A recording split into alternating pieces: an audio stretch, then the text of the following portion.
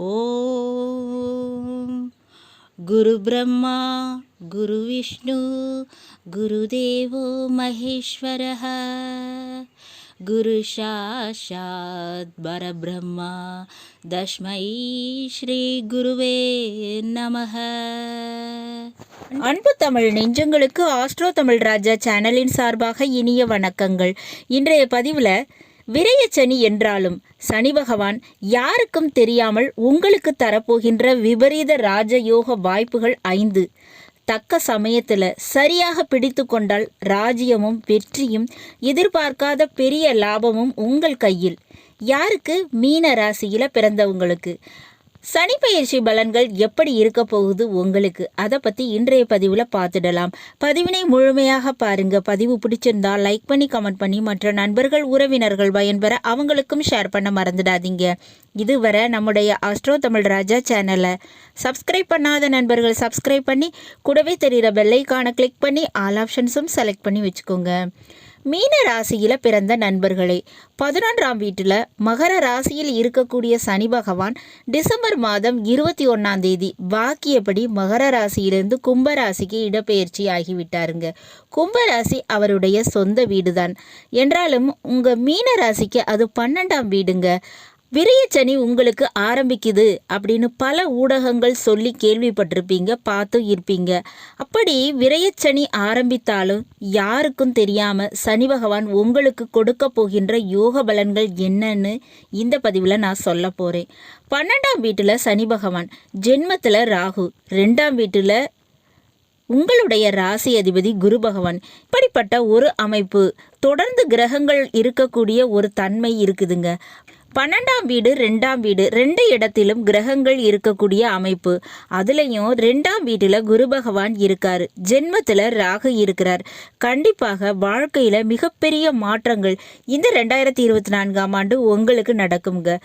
இதில் இந்த கும்ப ராசியில் அமரக்கூடிய சனி பகவான் விரயச்சனியாக இருக்காரு. அப்போ வீடு மாற்றம், இடமாற்றம், தேவையில்லாத வெளியூர் மாற்றங்கள், கொஞ்சம் அதிகப்படியான பயணங்கள், வீட்டில் பெரியவங்க வயதானவங்க இவங்களுக்கு உடல்நிலை பாதிப்பு, இந்த மாதிரியான விஷயங்கள் ஏற்பட்டு மருத்துவ செலவுகள் அதிகரிக்கும். இதெல்லாம் விரயச்சனி காலகட்டத்தில் நடக்கக்கூடிய ஒரு நிகழ்வு தான். என்றாலும் உங்களுக்கு 6ஆம் வீடான சிம்ம ராசியை சனி பகவான் தனது 7ஆம் பார்வையாக பார்க்குறாருங்க. அப்போ சனி பார்க்கும் இடம் பாழ் அழைத்துவிடும் என்று சொல்லுவாங்க.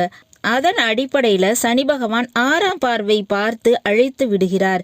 இதனால 6ஆம் வீட்டுக்கு உரிய கெடுபலன்கள் முதல்ல குறைஞ்சு போயிடுங்க.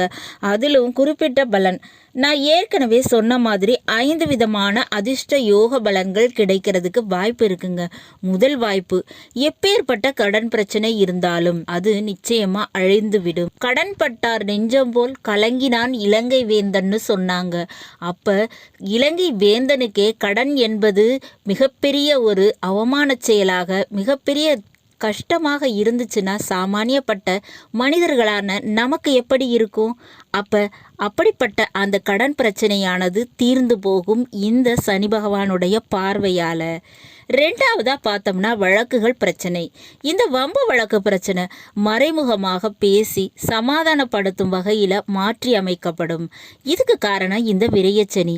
அப்போ பல வருஷமாக இழுத்துக்கிட்டு இருக்குதா ஒரு சொத்து பிரச்சனை, அல்லது வேறு ஏதேனும் வழக்கு இருக்கா, அதாவது வாழ்க்கை துணையுடன் ஒரு டைவர்ஸ் கேஸ் பிரச்சனை போய்கிட்டு இருக்கா, மறைமுகமான ஒரு சாதாரண ஒரு பேச்சுவார்த்தையிலேயே இது முடித்து வைக்கப்படும். அப்படி ஒரு அமைப்பினை ஏற்படுத்தி கொடுப்பாருங்க சனி பகவான். 3ஆவதாக பார்த்தோம்னா தேவையில்லாத நோய் பிரச்சனை. உடல் ரீதியாக உங்களை வாட்டி வதைத்த நோய் நொடிகளை குறைத்து அழைப்பார் சனி பகவான். இதுக்கு வாய்ப்புகள் அதிகமாக இருக்குங்க. அடுத்ததாக சொன்னோம்னா இந்த சனி பகவானது 10ஆம் பார்வை அது விருச்சக ராசியின் மீது பதியுது. உங்கள் மீன ராசிக்கு இது 9ஆம் வீடுங்க.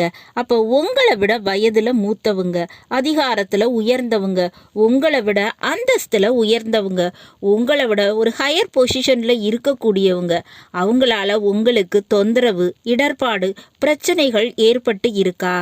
உங்களுடைய மனதையும் உடல் நலத்தையும் கெடுத்து வந்த அந்த பிரச்சனைகள் எல்லாமே இனி எடுக்கப்படும், சரியாகும்.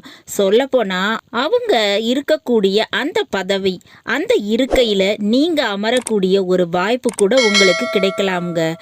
ஆனால் இதில் ஒரு சின்ன விஷயம் என்னன்னா, அது ஒரு சிறிய இடமாற்றத்தோடு நடக்கும். ஆனால் நிச்சயமாக அப்படி ஒரு வாய்ப்பினை உருவாக்கி கொடுப்பார் சனி பகவான். அது வந்துச்சுன்னா பயன்படுத்திக்கோங்க. ஐந்தாவதாக, இந்த அசையா சொத்துக்களை நிச்சயமாக உருவாக்கி கொடுப்பாருங்க சனி பகவான். விரயச்சனி என்றாலும் விரயம் செய்ய வைக்கும். ஆனால் அந்த விரயம் சுப விரயமாக இருக்குங்க. தேவையான செலவுகள் இருக்கும். ஏன்னா அந்த கும்பராசிங்கிறது சனி பகவானுக்கு சொந்த வீடு இல்லையா? அப்போ சொந்த வீடு வாங்குவீங்க அல்லது கட்டுவீங்க. இப்படி எதையாவது செய்ய வச்சு ஒரு அசட்டு, ஒரு அசையாத சொத்தினை உங்களுக்கு உருவாக்கி கொடுப்பார் சனி பகவான். இந்த 5 விதமான வாய்ப்புகளையும் நிச்சயமாக சனி பகவான் உருவாக்கி கொடுப்பாருங்க. இது விரயச்சனி காலத்தில் கட்டாயமாக நடக்கும். கெட்டது மட்டுமல்லங்க, நல்லதும் நடக்கும். மேலும் மீன ராசியில் பிறந்தவங்களுக்கு வெளிநாட்டு யோகம்ங்கிறதும் உண்டு. பெண்களாக இருந்தால் பிறந்த வீட்டினை விட்டு பிரிந்து புகுந்த வீடு செல்லக்கூடிய ஒரு காலகட்டம், ஒரு மாங்கல்ய பாக்கியம் உங்களுக்கு அமையுங்க. இவற்றை பயன்படுத்திக்கோங்க. இந்த சனி பயிற்சி காலகட்டத்தில் நீங்கள் நோயாளிகள், உடல் ஊனமுற்றோர் இவங்களுக்கெல்லாம் உதவி செய்யுங்க. ஆதரவற்றோருக்கு உணவு, உடை, இருப்பிடத்திற்கு ஒரு ஆதரவு கொடுங்க. இதன் மூலமாக நிச்சயமாக மிகப்பெரிய மாற்றங்கள் உங்களுக்கு நடக்கும். தெருநாய்களுக்கு கூட ஒரு பிஸ்கட் வாங்கி போடலாம் அல்லது ஒரு உணவளிக்கலாம். இதை அடிக்கடி செய்து வந்தால் உங்களுக்கு ரொம்பவே நல்லதுங்க. சனிக்கிழமை சனி பகவானை வழிபாடு செய்யுங்க. நிச்சயமாக பாதகங்கள் அனைத்தும் குறையும். நான் ஏற்கனவே சொன்ன மாதிரி அந்த 5 விதமான அதிர்ஷ்ட ராஜயோகங்கள் கிடைக்கக்கூடிய வாய்ப்புகள் உங்களுக்கு அமையுங்க. பயன்படுத்திக்கோங்க. நல்லது நண்பர்களே, இந்த பதிவில் நாம் மீன ராசியில் பிறந்த நண்பர்களுக்கு சனி பயிற்சி பலன்கள் குறித்து பார்த்தோம். பதிவு உங்களுக்கு பிடிச்சிருக்கும் நினைக்கிறேன். பிடிச்சிருந்தால் லைக் பண்ணி கமெண்ட் பண்ணி மற்ற நண்பர்கள், உறவினர்கள் பயன்பெற அவங்களுக்கும் ஷேர் பண்ண மறந்துடாதீங்க. இதுவரை நம்முடைய ஆஸ்ட்ரோ தமிழ் ராஜா சேனலை சப்ஸ்கிரைப் பண்ணாத நண்பர்கள் சப்ஸ்கிரைப் பண்ணி கூடவே தெரிகிற பெல் ஐக்கானை கிளிக் பண்ணி ஆல் ஆப்ஷன்ஸும் செலக்ட் பண்ணி வச்சுக்கோங்க. மீண்டும் ஒரு நல்ல வாய்ப்பினில் உங்கள் அனைவரையும் சந்திக்கிறேன். அதுவரை ஆஸ்ட்ரோ தமிழ் ராஜா சேனலின் சார்பாக அன்பு கலந்த வணக்கங்கள். நன்றி.